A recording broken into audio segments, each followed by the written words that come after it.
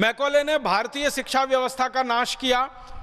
7,32,000 गुरुकुल जो इस देश में चला करते थे, संस्कृत भाषा के आधार पर शिक्षण दिया करते थे। 97% हमारे देश में साक्षरता हुआ करती थी उन गुरुकुलों की मदद से। इंजीनियरिंग पढ़ाई जाती थी, मेडिकल पढ़ाया जाता था, मैनेजमेंट पढ़ाया जाता था, धातु शास्त्र पढ़ाया जाता था, चिकित्सा शास्त्र होता था, सर्जरी पढ़ाई जाती थी। ऐसे 18 उच्च शिक्षा के विषय हुआ करते थे।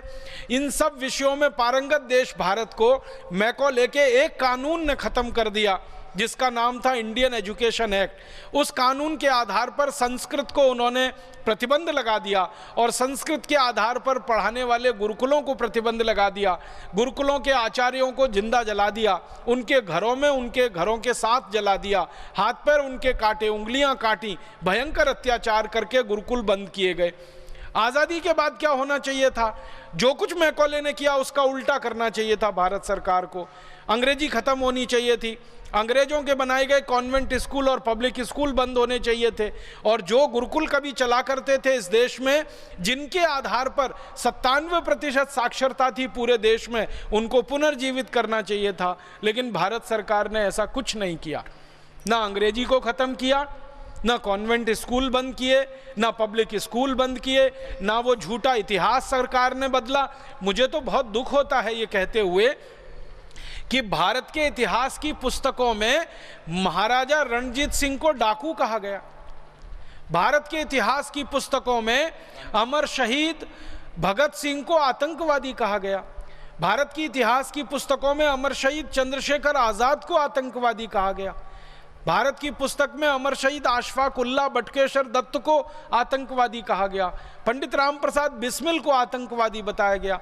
अंग्रेजों के लिए ये सब क्रांतिकारी नहीं थे, अंग्रेजों के लिए तो ये आतंकवादी थे, लेकिन भारत के लोगों के लिए तो ये क्रांति मूर्ति थे, क्रांतिकारी थे, वीर पुरुष थे, साहसी पुरुष थे, जिन्होंने हमारी आज़ादी का रास्ता हमको दिखाया। तो हमारे लिए तो वो वीर पुरुष हैं, हमारे लिए तो अनुकरणीय हैं, उनको हम आदर्श मानते हैं। लेकिन आज़ादी के बाद की किताबों में अभी भी उनके लिए आतंकवादी शब्द आता है। बहुत दुख होता है। और उससे भी बड़ा दुख होता है कि भारत की सत्ता व्यवस्था में शीर्ष स्थानों पर बैठने वाले मुख्यमंत्री और मुख्यमंत्री स्तर के नेता अमर शहीद चंद्रशेखर आजाद को अभी भी आतंकवादी कहते हैं, और कहते ही नहीं है, मानते भी हैं। और मुझे उससे बड़ा अफसोस है कि जो अमर शहीद चंद्रशेखर आजाद को आतंकवादी कहे वो किसी देश का, किसी प्रदेश का मुख्यमंत्री बनकर रहे। इससे बड़ी विडंबना इस देश में कुछ नहीं हो सकती।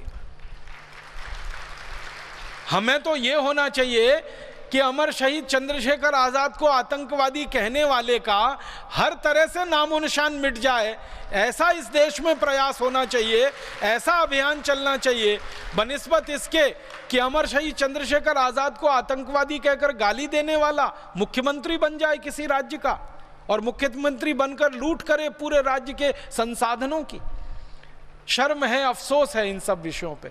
तो हुआ ये है इस देश में कि आज़ादी भौतिक रूप से हमको मिल गई, अंग्रेज हमारे यहाँ से चले गए, लेकिन अंग्रेजों के बच्चे इसी देश में छोड़ गए। मैकॉले मर गया, लेकिन मैकॉले के मानस पुत्र इस देश में अभी भी जिंदा हैं, जिनको हम काला अंग्रेज कह सकते हैं। उन्होंने जब से आज़ादी के बाद इस देश की व्यवस्था को संभाला, सरकार को अपने हाथों में लिया, अंग्रेजों का बनाया हुआ और अंग्रेजों का बिगाड़ा हुआ कुछ भी इस देश में उन्होंने दुरुस्त नहीं किया।